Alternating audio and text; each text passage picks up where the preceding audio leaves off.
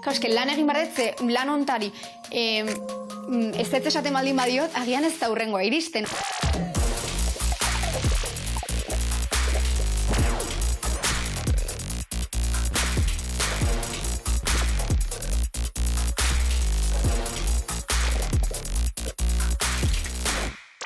Momentu honetan hau zentrauta irudia agentzitako lanen, argazki eta bideo erabat komertzialak ite ditut. Lasarten estudioa dakat eta batez momentu honetan bertan nahi naiz produzitzen. Txikitatik eukiet oso garbi aktorea izan nahi nula orduan. Niretzako nire herrialdeko aktoreak ditute referente. Patrizia López Arnaiz irritz zait pasada bat, Itziarrituño, eta gero ja estatu mailan agian, mutiletan gehiago fijatu naiz Antonio de la Torre, Javier Gutiérrez. Zinean edo pasarelan make-up artist bat egiten du koloreak zuzentzea, iluminazioa baita ere kontrolatzea, produkzioko lana laguntzea pixkatez eta hobetzea.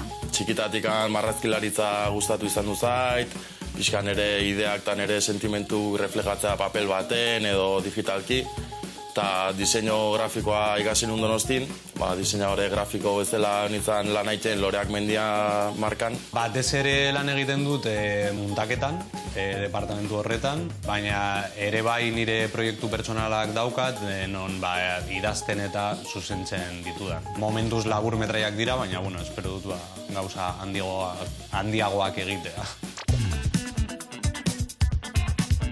Lan hau oso anonimoa, gure izena apenas azaltza inun, eta orduan erreferente eukitzea ez da erresa ez. Erreferentek eta aldi beren informazioa nola sortu, zer sortu, zeine funtzionatzen, zeinek ez. Lanbide hontatik gehien disfrutatu detena beti da oso aldakorra dela. Horrek baditu bere gauza honak, ez azkenan ez alako inoiz aspertzen, proiektu batetik bestera pasatzen naiz, baina baita ere, egia da bat bukatzen dezunerako daukagula artistok batzutan como urgentzia bat beste bat bilatu nahi dezula. Eta horrek batzutan antxedadea bai eragiten du ez. Normalian diseinuak egiten ditugu, filma batean zaten dira adibidez sombrako makillajeak egiten baditugu. Loreak Mendia erropa markan izan 3 urtez lanen, diseinatzaile grafiko bezala, eta gero pixkat tiratu zean gehiago bideografia eta argazkilaritza munduak, eta naiz beste 2 urte, Astigarragako produktora baten Laslo Aze izen hau, editore bezala, bideografo bezala, diseinatzaile grafiko bezala baita. Lantalde profesional batekin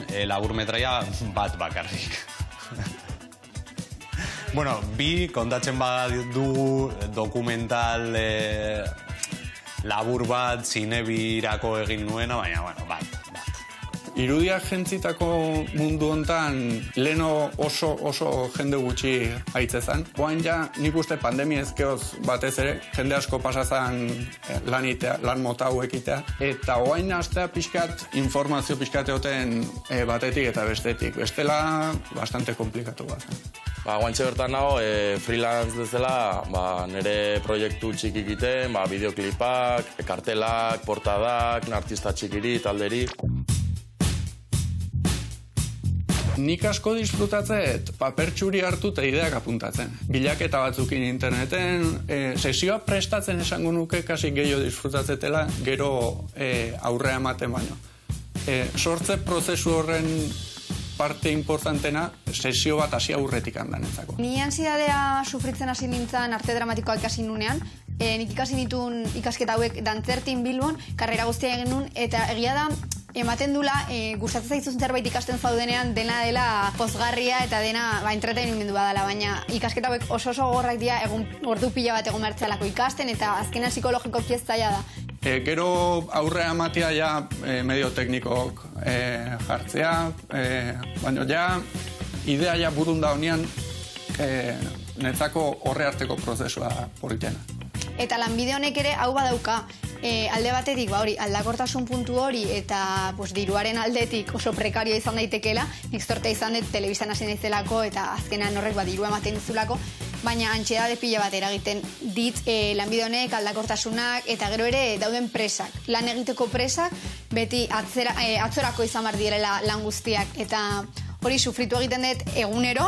Make-up artist guztiak ditugu erreferentiak, nahi gustatzen zait asko Glow Up ikustea, Netflixen, Instagrameko makillatzen dituzten pertsonak baita ikusten ditut, eta zekit, beti lan egiten dezunean, ikusten dezu edo kontsumitzen dezu, ikusten zaizunan. Bueno, nik esango nuke referente bat konkretuki ez da gatela. Azkenen guain internet dakau, eta kriston artista pila dazkau gure eskura ikusteko bere lanak, eta pixka juten naiz pikatzen, ikuste juten gauzak, gustatzen zaizkitena, gordetzen ditut artxibo baten, eta hola, dena egin batea, mixa itxezu, eta pixka denatatik, artista guztitatik hartzen duzu referentzia txiki batzuk, eta zure maitza ematezu, ezta. Niretzako referenteak lan egin dudan beste zuzendariak dira, ez?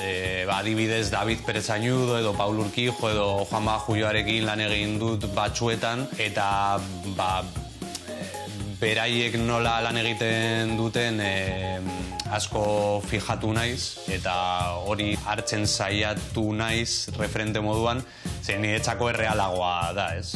Hasi naiz berriro antxaritikoak hartzen, ze usteet iritsi naizela estres puntu batera oso altua dana, lan asko egiten abilelako, eta oso eskertzen agorregatik, baina ere erakutsi nahi dut ere badagoela beste zati hori, eta psikologoekin lanean, eta esposizioarengatik eta dena. 19 urten euskanean, hainitzan altzari gintza ikasten askoitik. Eta egun baten geunden autokadeko klasean, eta ez dakit zerbait irakaslea izuzendu inion, asuntzan irakaslea, guendikan goatu iten naiz. Behiratu zian hola, betaurrekon gainetikan, eta goatzen naiz esan txela, iburui buelta esko mateixoke. Iez konformaut montajeko katien lan egiteak ze frustrau ingoaz, arek esan zian. Eta momentun grazientzian komentario bat izan zen, ez? Baina eske, gero denborak 10 bat urte behan dugu, arrazoi guztia emateo Asune. Nik nire burua baino nik uste momentu hortan Asunek gehiago ezautu nindula ni, edo nire etorkizunai buruz gehiago zekila, ni honek baino. Beti bentsatu txikitatik sari bat jaso behar izango zala aktriz revelazion Goyakoa, txikitatik hasi naiz delako Goyak ikusten, eta beti pentsatu neraman, egia esan, nerama gondelako oso gaztea izan naizenetik, amets hau nerekin bizitzen ez, pentsatu dutenean bakarrera utzikoet, edo beste gauza batera dedikatuko naizen, niri gauza pila bat egitea gustatzen zait. Bera egonda beti horratzean, ez saiatu, lehenengo saiatu hau, eta zoazaizu ateratzen urrengo. Lehenengo, nire familiari, nire alabari, gero beti ukiko nuke nire pentsamenduan Maite Mujika izan zala nire lehenengo pertsona konfiantza izan zuena. Dudi gabe eskertuko niokela nire gurasoi, porque azkenen txikitatik eukitzu nire pizarra txikik eta gauzak eta margotzeko eta hola, da orduan nik uste horrek lagundu izan dut dela beti, nire kreatibitatea aurrera seitzen. Gurasoei, familia hurbilari, lagun minei eta nire alboan hurbil dauden lankidei. Zeka, nik uste dut batez ere lan honetan nolabait zure pertsonalitatea ipintzen duzu eta zure pertsonalitatea ere definitzen dute zure alboan dauden pertsonak. Eta orduan, beraiek ere garrantzitsuak dira sari bat ematen baizut. Eta gero egia da, lanbidean azitzen zoazen enean, ikasten dezula, benetako eskerrak eman behar dituzula lantaldeari. Ze lantalde hon bat gabe, azkenean ez da proiektu bateratzen.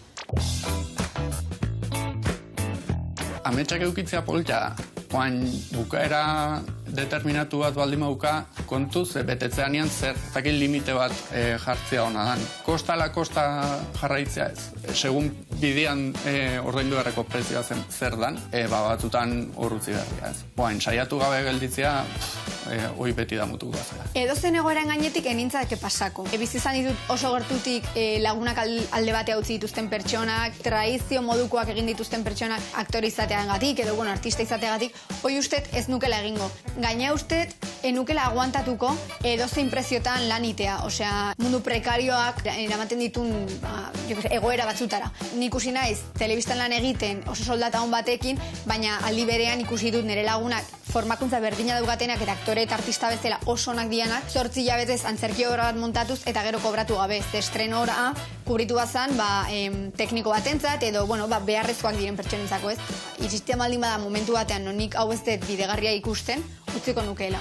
Normalian pasarela batian lan egitea, estresa asko izaten da zure pertsonarentzat, eta beti ikusten da lana pulkroa eta polita eta dena oso ondo ateratzen dela, baino backstageen izaten da normalean kaos bat. Nik uste eta ametsak bilatzea batzutan txarra dela, obsesionatzea denboa guztin objektibokin ametsak agobiatu itezea eta azkenen ez ez ezer lortzen. Orduan nik uste importantea dela batzutan ebai pixka lasai hartu gauza, dena fluitzeko eta batzutan etorriteia gauzak bai. Ametsak gogo handiarekin bilatu behar direla, baina ez kostala kosta. Eta ametsak oso garrantzitsuak izan daiteke, baina alboan daukadan pertsona garrantzitsuagoak dira. Eta ezin dut beraien gainetik ipini nire ametsak.